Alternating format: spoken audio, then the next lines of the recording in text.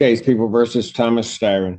Here we go. The public defender of Vitello Tella on behalf of Mr. Styron, who stands to my left. Well, let's talk to the judge about that, right?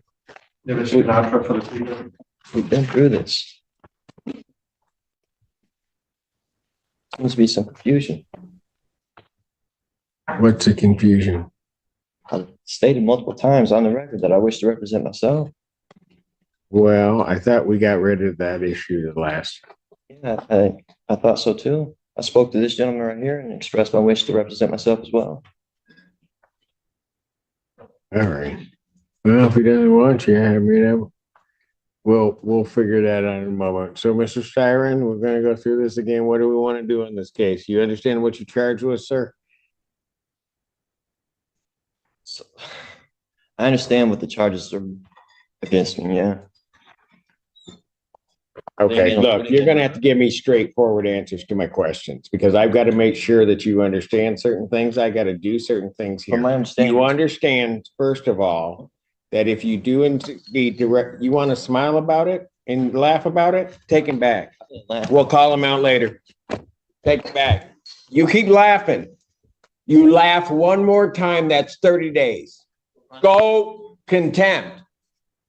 Look it up. Court calls the case of the People versus Styron. Recall.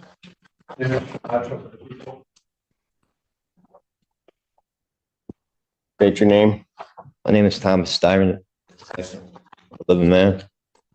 Mr. Styron, you are before the court.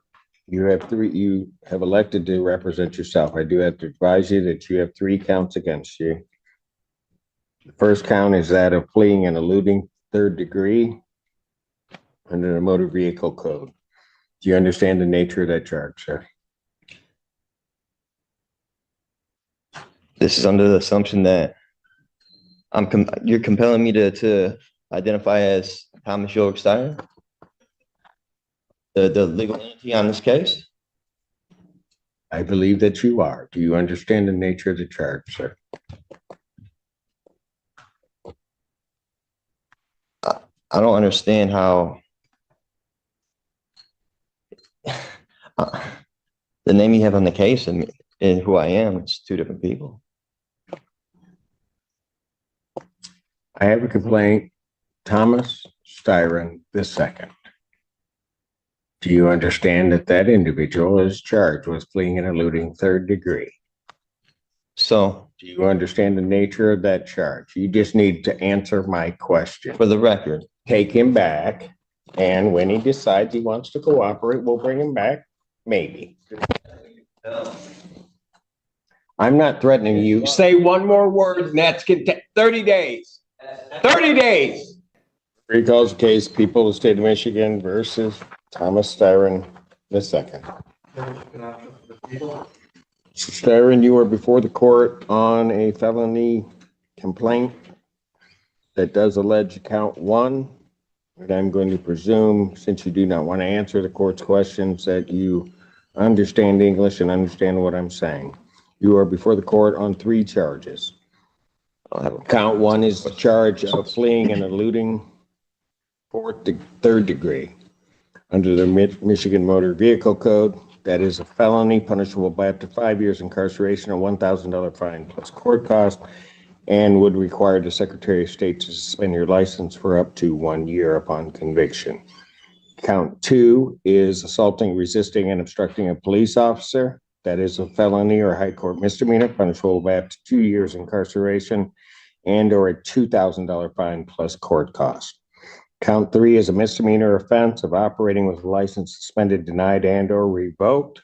That is a misdemeanor as indicated, punishable by up to 93 days, $500 fine plus court cost. Your vehicle could be subject to immobilization.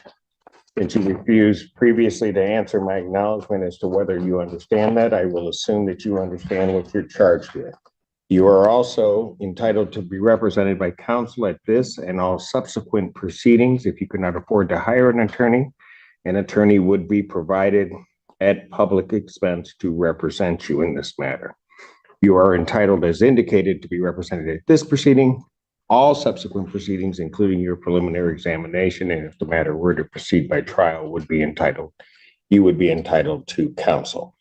It is, as we have gone through the previous proceedings, the court's understanding that you do not wish to be represented by counsel, and that this matter will then proceed forth with you representing yourself. I have to advise you that in representing yourself, the court will make the presumption that you understand the Michigan court rules, those regarding both procedure and those regarding evidence. The court will not be providing any legal assistance to you during the course of those proceedings, and will hold you to the same standards that I would hold an attorney representing or practicing before this court. So, with all of that, and with the court's understanding that you do not want to be represented by counsel, I will set this matter for its next proceeding. You understand I'm the beneficiary, not the trustee, right? That will be the preliminary examination. I will set the preliminary examination. Has discovery been provided to the defendant? Your Honor, he was previously represented by the public defender. I don't know if they turned over the paperwork to him. Does anybody from the public defender's office know whether or not the defendant has been provided discovery? Mr. Odetella. Thank you, sir. Thank you. Your Honor, we have the discovery. I've not been able to share that discovery with Mr. Steyer, and I tried to speak with him and go over it, but I'd be happy to turn that over to him at first available. All right, if you would either turn that over to the court officer so that they can provide that to Mr. Steyer so that he has the discovery, and if you could do that today, I would appreciate it. Yes, Your Honor. Setting the preliminary examination. Thank you, sir. Yes. The people would have their witnesses available June 11th. Set this matter for preliminary examination in person, June 11th, 2024, 9 a.m. That is before me.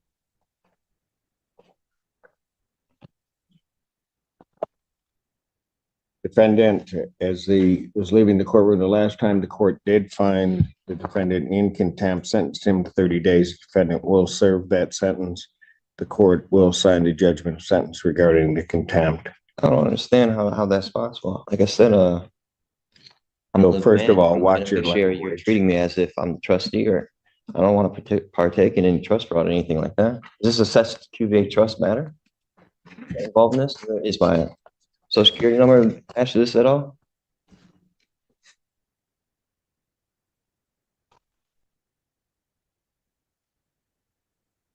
Go figure. Mr. Styron, or whoever you wish to be addressed as, I'd suggest that you watch yourself because there's going to be more time coming. You keep it up. You will learn how to conduct yourself appropriately in these proceedings in this courtroom and before me. You will not in any manner whatsoever You're trying to compel me to be somebody I'm not. or this institution. You have no evidence It will not to prove that happen. I'm who you say I You am. will not talk to me in that fashion. In what fashion? I'm not the one being unethical. Very good. You'll serve the 30 days. We'll see. We'll see him on the 6th. Bond continued. Your name, ma'am? Doshia Banks occupant. Pardon? Doshia Banks occupant. Doshia Banks occupant, Your Honor.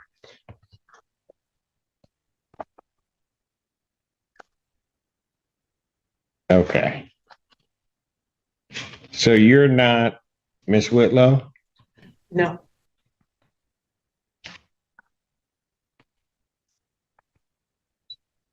So what is your position in this case as you see it? If I may, Your Honor. Okay, good. Go ahead. Ms. Banks claims to be an occupant of the property. She filed a bankruptcy case listing the property as hers. The bankruptcy stay was lifted, which gave rise to our motion to reopen the case. The order lifting stay I would like to present to the court because it has some interesting language in it, Your Honor, which includes, it is further ordered that the bankruptcy court finding this filing of this petition was part of a scheme to delay hinder, and defraud VMC REO LLC. Additionally, Your Honor, the bankruptcy court ordered, let me see, notwithstanding Rule 4001A3, a bankruptcy rule, Right. creditor VMC REO LLC may execute on its order immediately. The order shall be binding and effective despite any conversion of this bankruptcy case to a case under any other chapter of Title 11 of the United States Bankruptcy Code. Further, that the recording with the appropriate governmental entity of this order shall constitute a bar to refiling any case under any chapter of Title 11 of the United States Code as to the property located at 5779 Pinecrest Estates Drive, Ann Arbor, Michigan, the property in this case. A debtor in subsequent case under this title may move from relief from this order based upon a change of circumstances or for good cause shown after notice and hearing. Said bar shall be for 2 years from the entry of this order or until such time creditor relinquishes their rights to the property. This order came out June 24th of this year. I have a copy for you. All right. Thank you. I will note, Your Honor, that Ms. Banks has filed an appeal of that order in the federal Eastern District of Michigan. That appeal is pending, but the status quo as of right now is that there is no stay, and that order lifting stay holds until such time as the appellate court does something.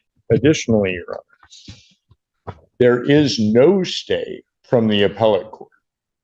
They have not issued a stay, and in fact, it would be appropriate that there would be a bond placed or an escrow order of some sort, because BMC has been the owner of this property for the past year and does not have access to it.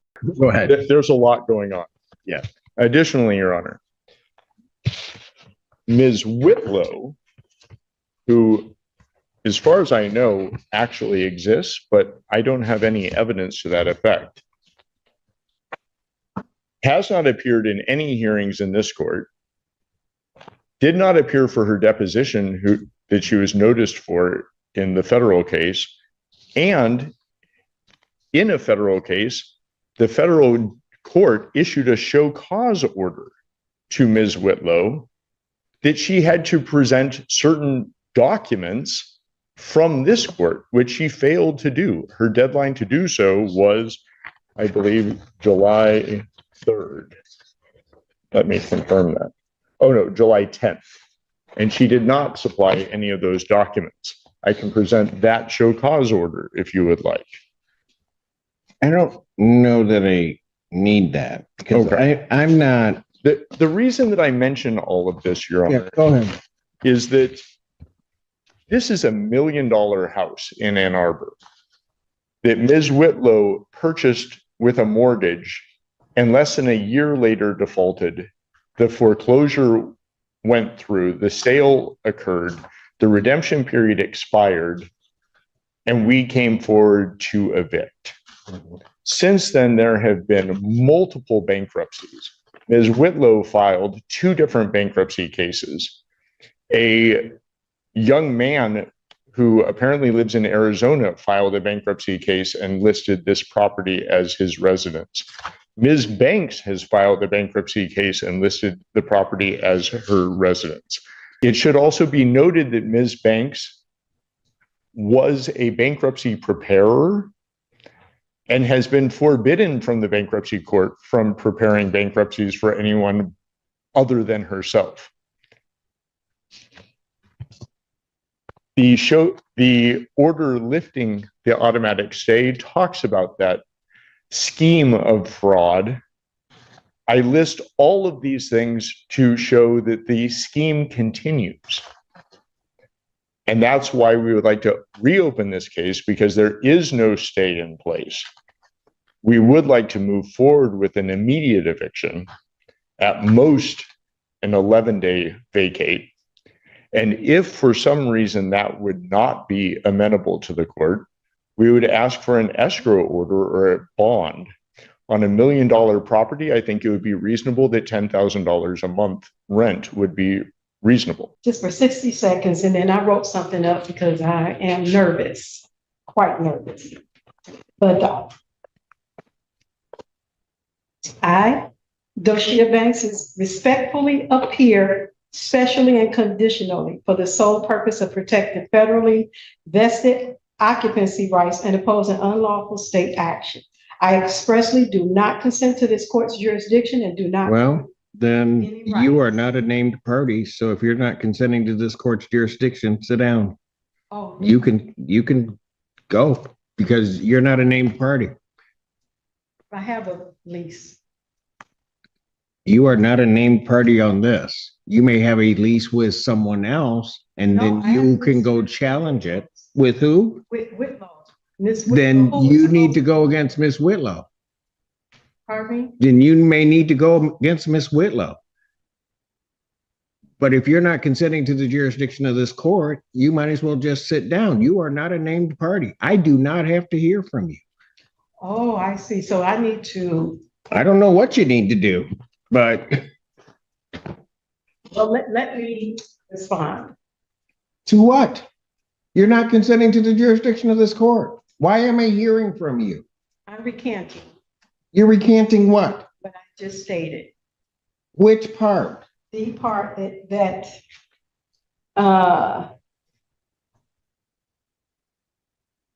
that I stated that I'm not. Oh, I lost my spot.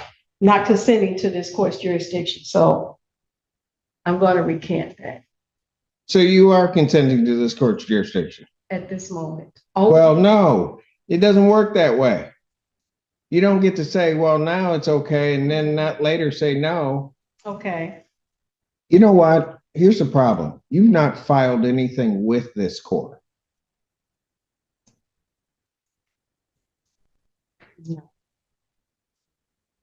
So I don't know why, on those grounds, why I'm hearing from you. Okay.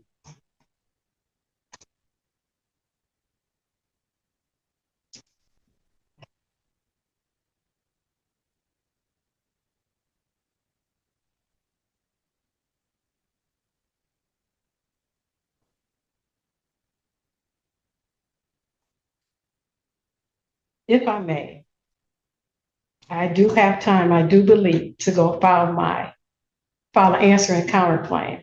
I was just led under An false answer and pretenses counterclaim to what? to their complaint for eviction. You have a lease with, allegedly, with Miss Whitlow. Correct. Then that is who you need to pursue it against, Okay. And or whatever the heck you're doing. well, Because you don't have, there is no privity of contract to the extent there would be, or relationship as between the plaintiff in this case and you. okay, I'm not really understanding, but Well, let me put it a little bit more simply. If I grant the relief of the plaintiff in this case and grant an order of a judgment and an order of eviction in Okay. 10 days, okay, any claim of your interest in that property, you have to go after the Whitlows because that's the only person you have a contract with. Allegedly have a contract with. okay. No, there is an actual contract. I don't know that, ma'am. We've actually been. I don't know that. Okay, I know you don't know that 'cause it's not before you. Correct. I see. So basically, the notice of removal that the Whitlows did, They are not here. I don't know. I have documents that are not, that they filed with this court that are not signed. So I don't have to accept them. She has not appeared before this court, or they have not appeared before this court. And so as far as I'm concerned, any relief they're requesting, I can, and as of right, ought deny, and it should be denied also on the merits of whatever their motion is. But I can deny it because they're not here. Okay.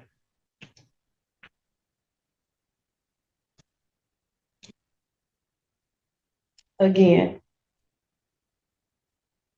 stating to me, I want to make sure I'm clear that my issue is with the Whitlows, not with VMC. Ma'am, I am not giving you legal advice. No, I You're don't- telling me that you have a contract. I do not know that you have a contract, but if you wish to enforce that contract, that's who you're going to have the issue with. You're not going to have the issue with the plaintiff in this case because they have right to own the property. Okay.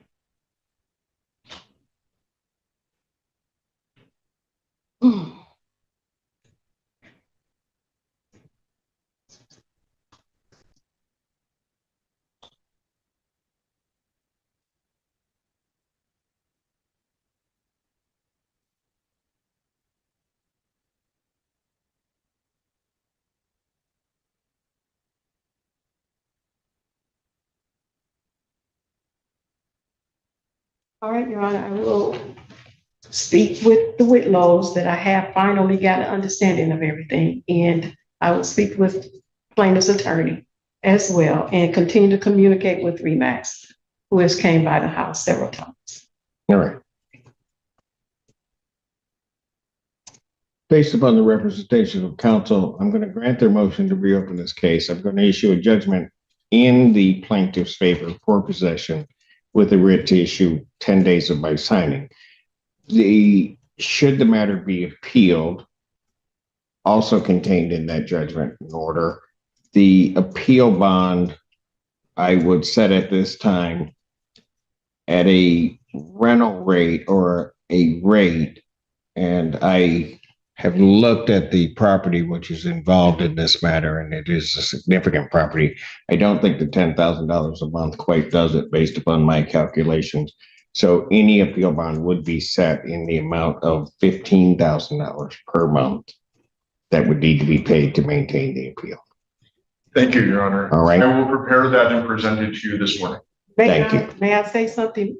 Our lease payments was not that high at all. I'm not sure what her mortgage payments were.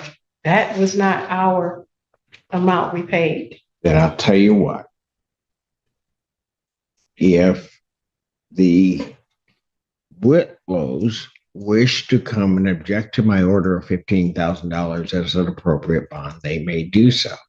I do not believe that you have standing to object to the court's order.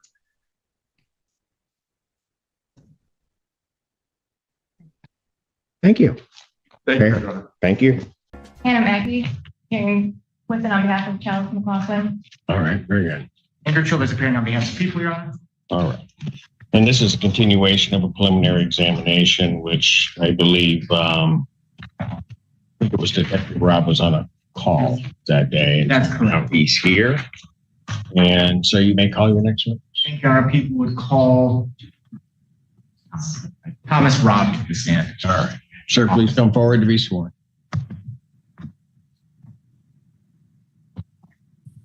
JC, raise your right hand. Do you solemnly swear to affirm the testimony you're about to give you the truth, the whole truth, and nothing but the truth? I am. State, spell your first and last name for the record. Thomas Robb, T-H-O-M-A-R-H.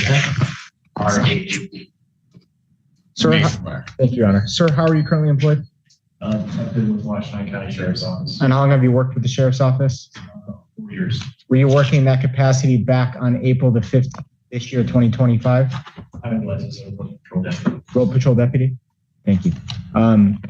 Directing your attention to around 7:30, 7:45 in the morning, were you in the vicinity of the West Willow neighborhood?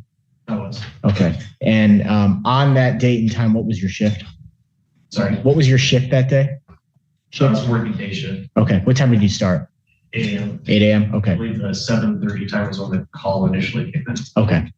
At some point, as your shift started, were you made aware of an investigation regarding a possible stolen Ford Explorer? I was Okay. And who made you aware of that? Deputy Phillips. Okay. And what, if anything, happened in that morning on April the 15th that led to you being involved with that Ford Explorer in any way? Deputy Phillips told me that he'd taken a stolen vehicle report for that vehicle. He advised that he had obtained GPS location for the vehicle from the victim. That it was pinging, I believe, on Brookside, which was in the West Lowell neighborhood. He advised that he was going to go check the area for the vehicle and asked me to assist. Okay. Were you and Deputy Phillips in the same patrol vehicle or separate patrol vehicles? Separate. Okay. To your knowledge, did Deputy Phillips arrive in the area of that suspected stolen vehicle before or after you? Before. Okay. How did you know that? I heard him call it on the radio. Okay. When you heard him call that out, where were you? A few blocks away. Okay. And what happened next?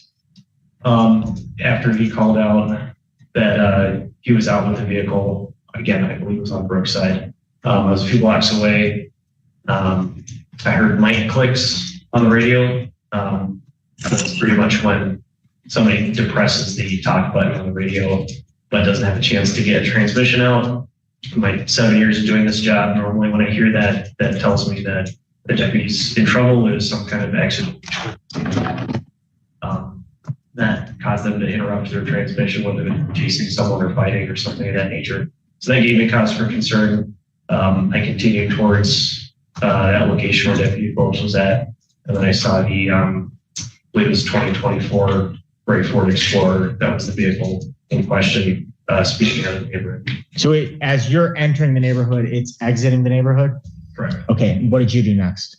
I recognized that it was the vehicle we were looking for. I believe Deputy Phillips was in danger or something had happened, so I activated my emergency lights and siren to try to stop the vehicle. Okay. And did you have to turn your vehicle around? No, I was coming right at the entrance to the side street where the vehicle, the Ford Explorer, was coming out from. So Okay. I was driving directly at it. Got it. And did you in fact then begin a pursuit of that vehicle? Okay. And that started in this West Willow neighborhood? Yes. Okay. What is the speed limit on the road there where you initiated this chase? It's a residential neighborhood, so 25 miles an hour. Okay. Did the vehicle pull over after you activated your overhead equipment? No. Okay. What happened next? The vehicle accelerated and tried to evade me. And did you continue to pursue the vehicle? And for how long did you continue to pursue this vehicle before it was eventually stopped? I believe about 10 minutes or so. I don't recall exactly the time. Okay. Where during that time, do you know, Detective Rob, what speeds did you get to? I believe maximum speed was about 130 miles an hour. 130? Yes. Okay. What sort of vehicle were you in? A Ford Explorer. Okay. It was a fully marked patrol car. Thank you. At what point did this chase terminate in any way? Van Buren police assisted us with the pursuit of it was a Van Buren officer deployed stop sticks, which the stolen vehicle ran over, which caused, I don't know if it was one or multiple tires to deflate, and then the vehicle crashed into a berm at the entrance to a neighborhood. I believe it was on the end of any course roads. And that's in Van Buren Township? I believe so. Okay. From the time period that you started this pursuit in the West Willow neighborhood to the time that it ended in Van Buren Township, did you ever lose sight of this Ford Explorer? No. Okay.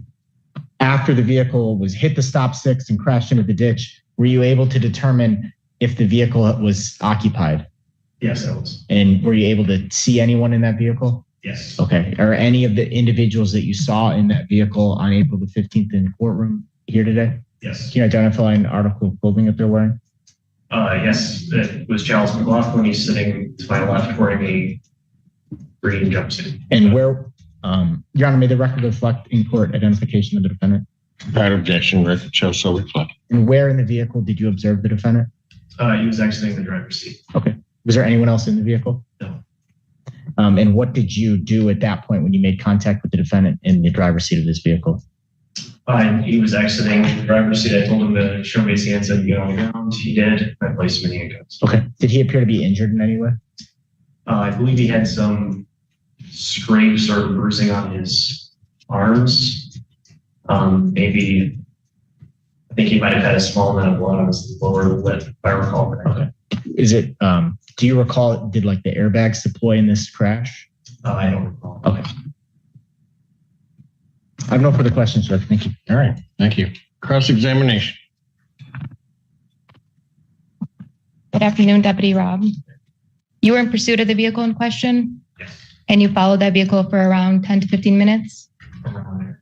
And during that time prior to the accident, you got no closer than 50 feet, did you? I got no closer To than, the vehicle than 50 feet, would you say? I don't know how close I got during the pursuit.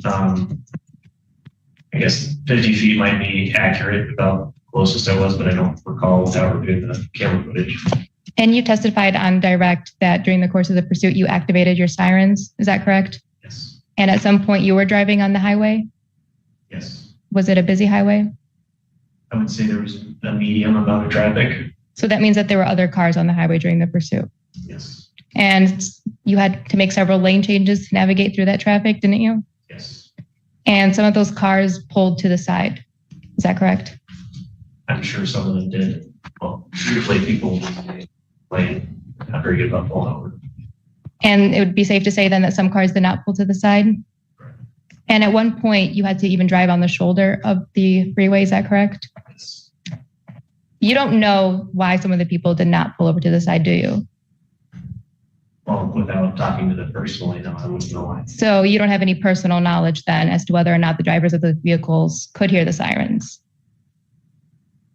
I suppose so. Yeah, without talking to them. So then it would be fair to say that you didn't know why those vehicles did not pull over. I guess so. And you don't have any personal knowledge that Mr. McLaughlin could or could not hear the sirens, did you? I suppose not. Thank you, Your Honor. No further questions. Right, can you redirect? No, Your Honor. Thank you so much. Sir, thank you. Thank you. Your Honor, with Detective Rob's testimony, the people have no further witnesses, the people press. Any witnesses for the defense? None for the defense, Your Honor. Thank you. All right. Now, people would move to bind the defendant over as charged on the information before the court. I believe it is 5 counts. Yeah. Yes. 5 counts. Mr. Brown responds. Thank you, Your Honor. Your Honor, the court listened to the testimony previously from Deputy Phillips. It also heard the testimony from Deputy Rob. So the counts that we have that the prosecution is requesting for bind over are assault with intent to murder. That would be on Deputy Phillips. There's fleeing and eluding. That would be on Deputy Rob. There's receiving and concealing a motor vehicle, an unlawful driving away, and a resisting and obstructing causing injury. And I think that last one goes to Deputy Phillips. So I know it's been a bit, so we probably should go over what the prior testimony was. The testimony from the Deputy Phillips was that on April 15th, he was on road patrol. He'd gotten a call that a reference a stolen vehicle at the Marriott. He responded, had contact with the owner. The vehicle described as stolen was a gray Ford that was stolen sometime during the night. I don't know if we ever really narrowed that down to exactly what time that vehicle would have been stolen. That was entered into lien. At some point, they got to the cul-de-sac in West Willow, where the GPS told them that the vehicle would be found. They first got there, they couldn't see the plate because the vehicle was facing them. I believe that when they pulled up, they were facing the vehicle. They were probably, 20 to 30 feet away from the vehicle. Again, it was facing them. And while they may not have been directly hit on, they were in front of them with their headlights facing each other. The officer testified, Deputy Phillips, that he could see that there were at least two people in the vehicle at the time, that they pulled up. But then once they came to a stop, they said they were going to conduct a modified felony stop. Deputy Phillips said he unholstered his pistol. Two passengers then got out. And so two people got out of the vehicle. And they started walking away from patrol car as well as the vehicle that they were in. Said he couldn't see the driver at first. Later could see who the driver was at about 15 feet. Said he yelled to the driver to turn the car off. So I believe the car was still running at this time. This point, his weapon is drawn. He says that he stepped out away from his vehicle into a space. This is a cul-de-sac.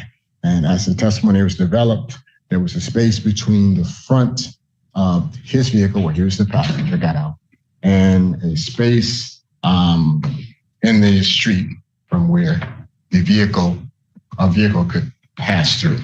He said he got out, couldn't recall whether or not he'd raised his hand, but he did get out and he got into that space.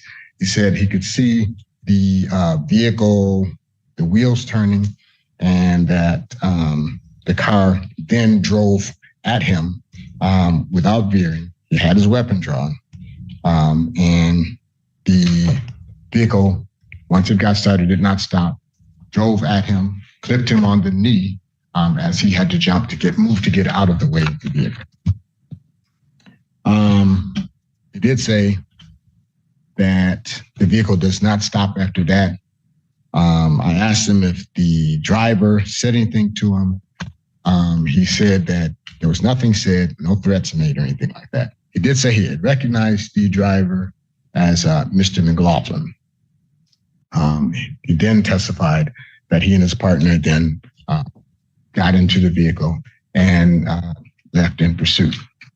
So what we have then is the vehicle stolen sometime in the night. We do not know, or there was no testimony given as to who drove that vehicle away. We do know when the vehicle is seen again, there are 3 people in the vehicle. And I'm not clear as to how much time has passed. It's been a few hours. So we don't know if the person who took the vehicle, drove the vehicle away from the scene, is even in the vehicle when it's reached at Westwood, because there's been no testimony given for that.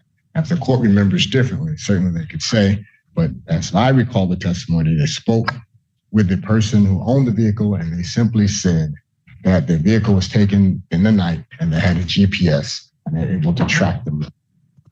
So at the time that the officers or deputies are looking for the vehicle, tracking the vehicle, they have no idea who has taken the vehicle, male or female, white or black, fat or skinny, tall or short.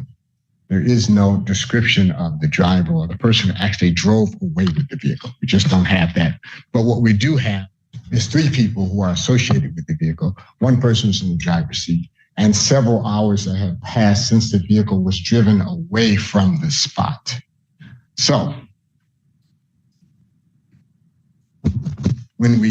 let's go back to the first charge, which is assault with intent to murder. So based on Mr. Chalice McLaughlin driving at the officer who was in the space to which the vehicle must pass in order to leave the scene, based on him driving at the officer and hitting him, the prosecution is charged assault with intent to murder. Now, most of the time we see this is usually charged as felonious assault. In fact, every time I've ever seen this, it's been charged as felonious assault. And there is a reason that it's charged as felonious assault. First, in order to prove assault with intent to murder, prosecution must show evidence which would have supported murder had death occurred. And that's first degree. They have to show that it was a first degree murder because they have to, in this, back up. This is People versus Sis Medea. That's 167-210. They have to show that their murder that had death occurred, it would have been properly charged with murder. So, second, let's go with People versus Todd, 186 Mishap 625, 1980. There must be an intent to kill in order for you to have, for murder. For you to have murder, there must be an intent to kill. And this is what the prosecution is no doubt going to argue. They're going to argue, you know what, even if he didn't say, I'm going to kill this guy, I plan to murder this guy. And you have to have that. You have to have plan and motivation to murder. They're going to say, well, he created a risk so high that, and he knew the consequence. He knew if he hit this guy, he could die, that's going to be sufficient. And I think would be the logical thing to argue, that the risk that he created with the knowledge of the probable consequence, that'd be sufficient. But the law would not support that. People versus Milton, 81 Mishap 515, 1978. There must be some time for premeditation and deliberation. So remember, the court may recall that it was 6 seconds from the time the officer got out of his vehicle and stood in that area in order to stop this vehicle from leaving. 6 seconds. Now, the law does not define how much time you need for planning and premeditation. It doesn't do that. But it is clear where there is no evidence of planning and motivation. And they have to show that. They have to show some plan, some motivation to kill this person. What you've seen is a motivation to flee the area, perhaps. But there is no evidence put before this court that when this vehicle was driven at that officer, that the plan or the motivation, the intention or the premeditation was to kill anyone. And they have to show that. It's not enough that they show, well, it's likely. But isn't that really a question of fact? No. As to whether or not Good question. the evidence is sufficient? Good question.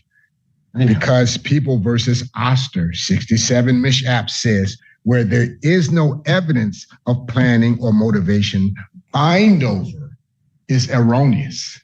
So no, it's not a question of fact. And it's a great question, but People versus Oster has already answered that for us. You've already said, have you not, that even though it's a 6 second time frame, that could be, or a fact finder could conclude that that is sufficient time for the premeditation. Right? Thank you. I've not said that. Well, I know you're not saying that, but you are saying that the case law does not indicate that de facto says that there is not enough time because the time frame is not spelled out. Right, the time frame is not spelled out. That doesn't automatically mean that it's an issue for the trier of fact, because they still have some duty, Your Honor, to show that there was some planning and motivation. That's what you're giving. What you would, if you were to bind over based on what you have here, you'd be taking away their duty. You'd be relieving them of their duty to put that evidence in, and that's what they have at preliminary examination. They have a duty to show that there was some planning. You can't simply say, well, you know what? Since the law says that, there's no time frame, then that's enough. They have to actively show that there was a plan, a premeditation to murder. It's not simply, well, you know what? And again, if you couple that with People versus Milton, where even the creation of a high risk of death with knowledge of the probable consequences is insufficient, that makes their duty very clear, Your Honor.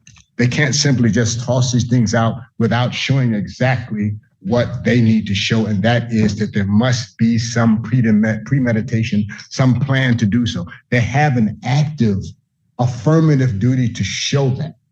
They simply can't say, well, what he did was risky, and that's enough. They can't say, well, since there's no time frame, that's enough. They have to show you that there was a premeditation and a plan. And the most likely thing that was going on here was Mr. Jackson was trying to leave the area. The officer got into that area, and in the 6 seconds that it got for him to get out of his vehicle and to walk into that space where the vehicle had the only space where they could get by, and they ended up hitting him. Premeditation necessary for first-degree murder implied where it involves a police officer? There's no exception for police officer. There's no police officer exception. No. But where it becomes first-degree murder, it's implied. Because there are certain types of acts that constitute first-degree murder. Right. Right? One of those would be the potential killing or the killing of a police officer, where the premeditation is implied. So you're saying there is an exception for police officers with acts that I'm not saying it's an exception. I'm just saying there are certain things that will constitute implicit premeditation from the standard definition. So you're saying that there is a police officer, something that specifically. I don't know if you want to call it an exception. I'm saying that there's something unique as to police officers, such as it would be where a murder occurs during a first-degree CSC. That's a felony murder consideration, Your Honor. Well, and I don't. It can be, it can be that. But even when you're talking about it being murder, what you're doing is you're implying the premeditation necessary. Because it's a police officer, so forth. So what you're saying in some clear. I've asked the question, isn't there an exception? I do not believe there is. I do not believe that the law changes. And Your Honor, that's equal protection. My client is entitled to equal protection under. I don't think it has any equal protection implication. It's just a question of whether or not under the statute that gives that there is an exception. Well, it is equal protection. An exception. It is equal protection in that my client is entitled to, and I don't believe that this exists. Certainly, we can research it if the court believes that actions. I just asked the question. Well, okay. So my response is, I do not believe that that is a thing.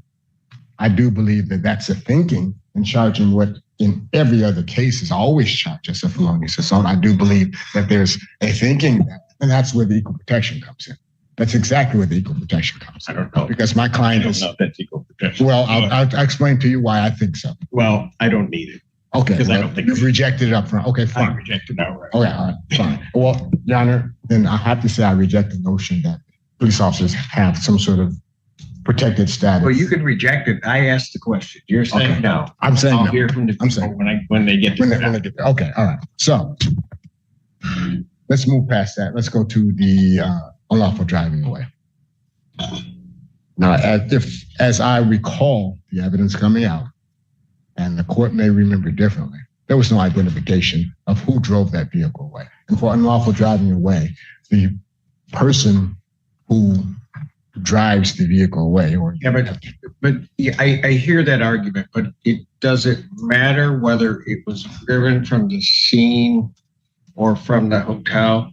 Is it really going to matter? Yes, because one is receiving and concealing stolen goods and one is driving away. The thief has to drive the vehicle away. If they put no evidence before you, let me back it up. Sure, you can certainly say that recent possession of stolen goods leads to the inference that a person knows the property is stolen. It does not lead to the inference that the person stole the property. And they have to put evidence on that Mr. McLaughlin drove that vehicle. That's why it's called unlawful driving away, Your Honor. It's not unlawful possessing later on. It's unlawful driving away. You can't conflate receiving and concealing with unlawful driving away. They have a duty so what I'm saying is, whether or not he took possession at the hotel or whether or not he took possession at the cul-de-sac, because he was driving the vehicle, and there's testimony to that, yes. He took possession and he's driving it away. That would be at most unlawful. That would be receiving and concealing stolen property, Your Honor. Unlawful driving away means that he has to have taken the property knowing that the property was not his, that he was taking the property from the owner.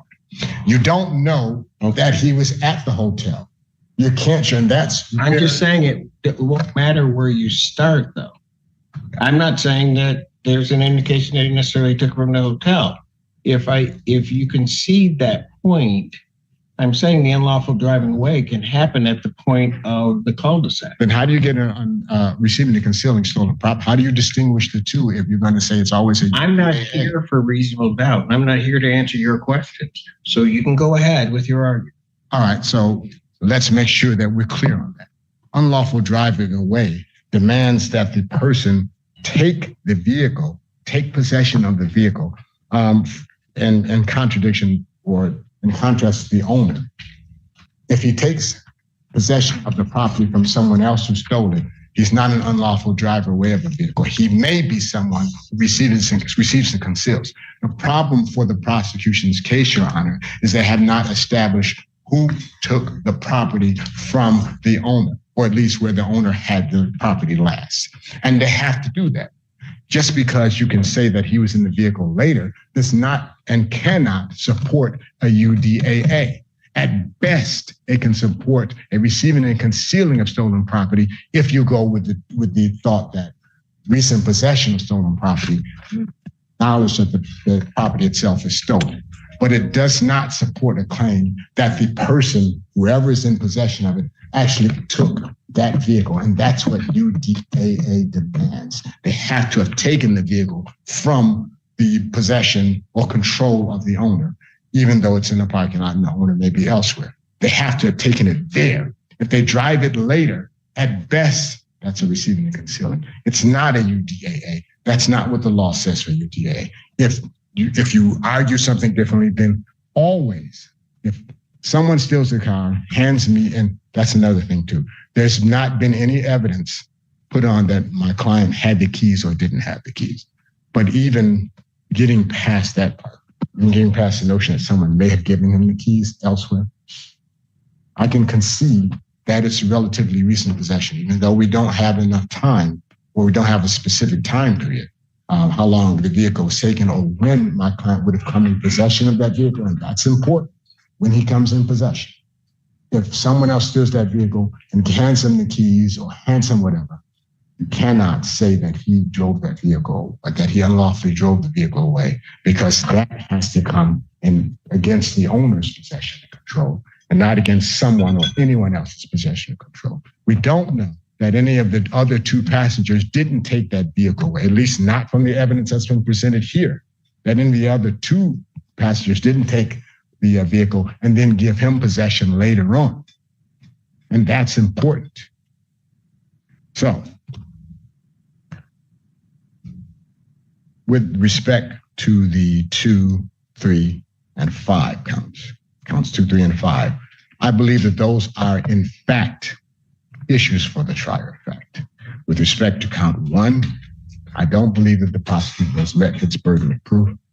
And if the prosecution can get up and say that there is an exception for police officers, as the court suggests, and they can cite some case law. I asked the question, Mr. Brown, so don't put words in my mouth. I'll hear from them. All right, fine. So, and also with the UDAA, I don't think they've met their burden there. Response. I'll start with the assault with intent to murder. So looking at the jury instruction 17, Michigan pattern criminal jury instruction 17.3, assault with intent to murder requires the defendant try to physically injure another person. Second, that when the defendant committed the assault, he had the ability to cause an injury, or at least believe that he had that ability. And third, that the defendant intended to kill the person and the circumstances did not legally excuse or reduce the crime. Intended to kill the person, not intended to commit first-degree murder. That's a very different thing. And looking at People versus Erickson, a Michigan Court of Appeals published case 288 Mishap 192, this is from 2010, specifically states this, points to this jury instruction as the elements of assault with intent to commit murder. It is not assault with intent to commit first-degree murder. It's just assault with intent to commit murder. So I don't even need to address that issue, whether there's an exception premeditation. There's nothing in the jury instruction that requires that. Okay. And so then we're left with the question of, is the defendant in driving a Ford Explorer at Deputy Phillips intending, can you infer from that behavior an intent to kill? And the argument before the court that the people would put forth is, when you're piloting what is probably a 4,500 or 5,000 pound object, accelerating and pointing that vehicle at an individual, you absolutely, that those actions, there's a a logical inference that can be argued that would create a question of fact that you're intending to kill that person. That's a mass. We're not talking about a motorcycle or a scooter or a golf cart or anything else. We're talking about a Ford Explorer. This is a large vehicle. The defendant looked, based on the testimony of Deputy Phillips, he was looking right at him. Deputy Phillips is attempting to get him to stop. He steers in the direction of Deputy Phillips, hits the gas, and hits him. Now, granted, Deputy Phillips was able to get out of the way, and it only struck his knee and kind of fell to the ground.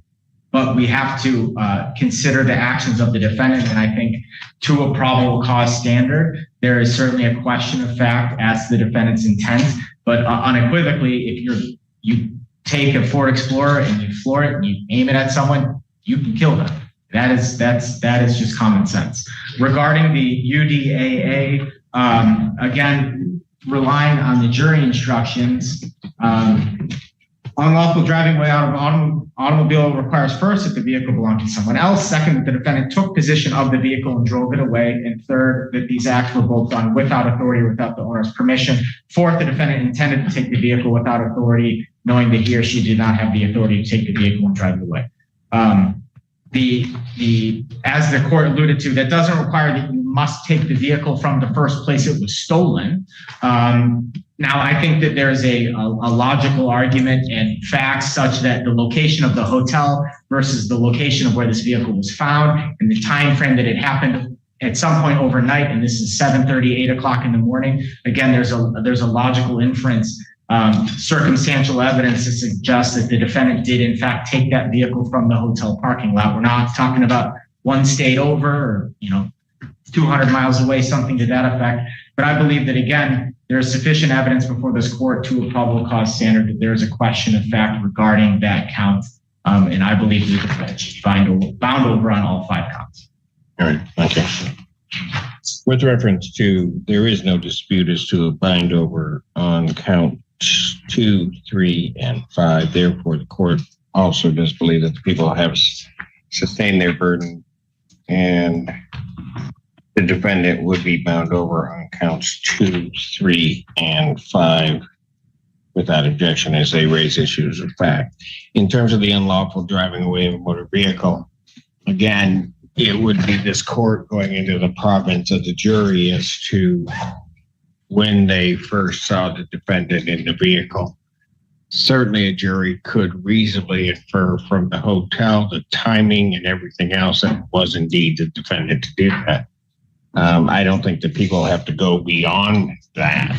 So certainly under that, if the theory is correct that it's got to be taken from the location from the owner, but I don't think that that's correct. But still, even then, I think a reasonable fact finder could conclude that. As it relates to the other piece of that, I think an individual can be charged with the unlawful driving away of a motor vehicle when they took possession or assisted in taking possession of that vehicle. I don't think it doesn't get charged or can't be found to the exclusion of something else, a receipt and concealment. Certainly a reasonable fact finder could conclude that the defendant did, even at that location, take and or assist in the taking of that vehicle and its unlawful driving away. So that charge would be proper. And a fact finder could conclude that. So the court would bind the defendant over for those reasons on count 4. With reference to count 1, the assault with intent to murder, I also do not believe that it requires first-degree murder and some premeditation within that. It is really the intent to kill, as the instruction indicates. But even though I do believe that if it were to require that, I think that premeditation is implied within the actions of the defendant because of what was happening, and there's no equal protection argument regarding that. However, very clear in the testimony where a reasonable fact finder could conclude the intent was Deputy Phillips' testimony that as he's there, the wheels of that vehicle are pointed right at him as it's accelerating out. It's not a circumstance where they were trying to go around him, they were trying to do whatever. And certainly a reasonable fact finder could conclude that that was an attempt to strike and kill Deputy Phillips. And that, as it then relates to count 5, maybe by the grace of God, Deputy Phillips gets out of the way. His leg is hit and injured. But that would, even though he's able to do that, that doesn't necessarily negate the intent that the defendant, or what one could find as the intent to kill in this case. And the court believes that there is sufficient evidence as it regards that under either theory of the first-degree murder or under the notion of kill. I think there's sufficient evidence to go forth to a jury on that charge, and therefore the court would find that the people have sustained their burden and bind the defendant over on count 1. So to conclude, the defendant will be bound over to stand trial on all 5 counts.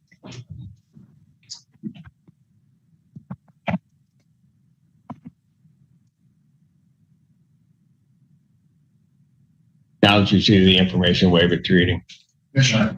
Now that you see the waive for the record, I'm going to enter a plea not guilty.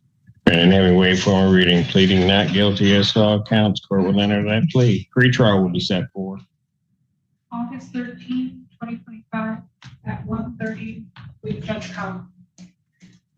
August 13th, 2025, 1:30, Judge Conlon.